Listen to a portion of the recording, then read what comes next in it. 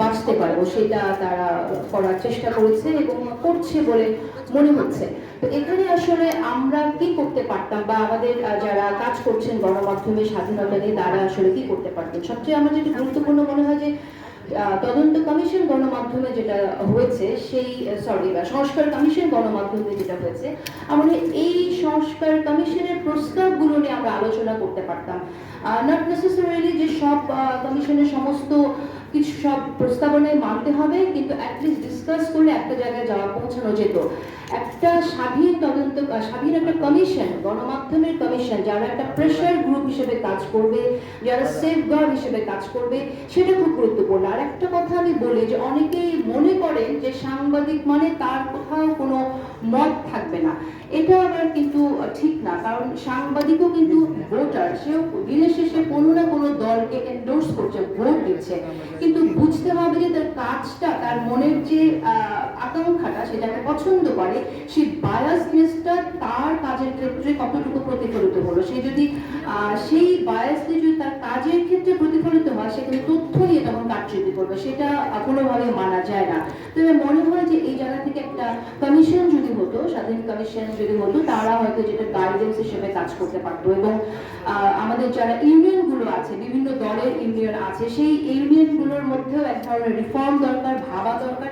সবচেয়ে বড় যেটা বিষয় সেটা হলো হচ্ছে চিন্তা সংস্কার। আমাদের মধ্যে যদি চিন্তা সংস্কার না হয়, তাহলে তো আসলে যারাই যে দায়িত্বে আছেন, যে পরিবর্তনটা তারা যদি, যে পরিবর্তনটা করা দরকার, যদি অনুধাবন না করে, তাহলে সেই কাজটা সম্পন্ন করা সম্ভব হবে না।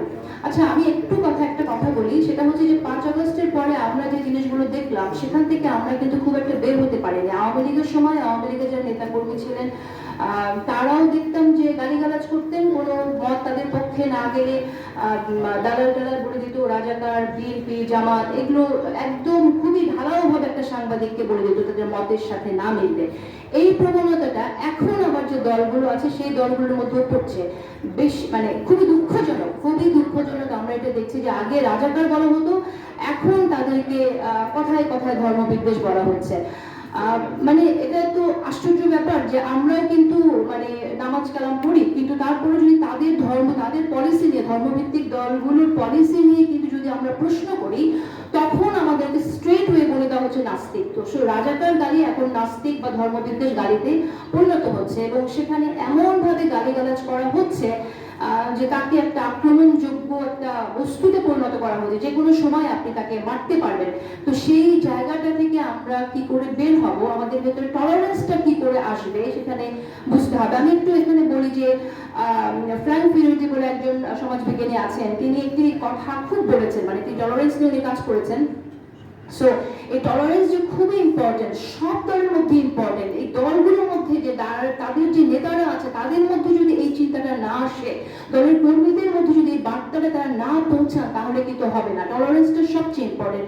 ইটস নেসেসারি, দেখেন এই টলারেন্সটা এত ইম্পর্টেন্ট যে ইভেন আপনার এই পতিত হাসিনা সরকারের যারা সমর্থক, তারা যখন কথা বলবেন, এটা আপনাকে সেই কথাটাও আপনার শোনার মতো শক্তি আপনার থাকতে হবে, শোনার মতো টলারেন্স এটা আপনার এর ভিতরে রাখতে হবে, তারা কি বলতে চায়, রাইট? কেন এটা বলছি আমি? কারণ হচ্ছে যে ফ্রিডম অফ এক্সপ্রেশনের এটাই শর্ত যে আপনি সবার কথা সহ্য করবেন, you may not agree, but আপনাকে শুনতে হবে সেই কথাটা বলছে।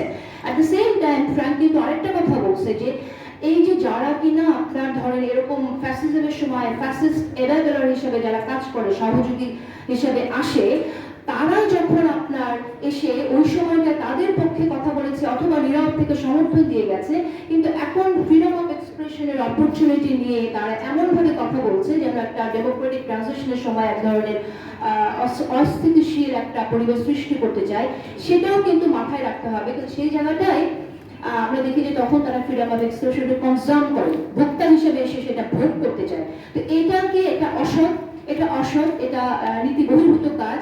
আমরা তাদেরকে ভণ্ড বলতে পারি, আমরা তাদেরকে নীতিহীন বলতে পারি, সবকিছু বলতে পারি, কিন্তু তারপরও টলারেন্সটা ইম্পর্টেন্ট। এই টলারেন্স যদি না থাকে, তাহলে আগামীতে আমরা সমূহ বিপদের মধ্যে পড়বো। সময়কে অ্যালাউ করার কথা বলার জন্য নাকি শেষ করে দেবো? আচ্ছা, ঠিক আছে, ধন্যবাদ।